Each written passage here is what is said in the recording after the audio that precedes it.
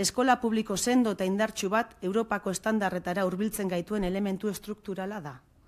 Euskal balio unibertsaletan oinarri hartuta, ikastetxeen islada hobetuarekin batera, Europara proiektatzen gaitu. Euskal gizarte osasuntsu eta kohesionatu bat eraikitzeko tresna paregabea bihurtuz gure eskolak. Eta puntu honetan berriro ere gogora ekarri nahi dizuegu 1983ko Euskal Eskola Publikoaren legearen hitzaurrean agertzen den filosofiaren oinarrizko printzipioak.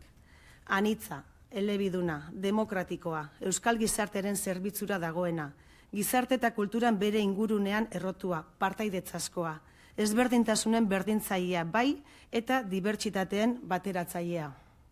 Guk aipatu legearen inguruan egiten dugun hausnarketa hau da. Bete beharreko gaurkotasuna du oraindik, 30 urte geroago, legeak berak aitortzen zituen hainbat eraldaketa eta aukera oraindik garatu gabe daudela.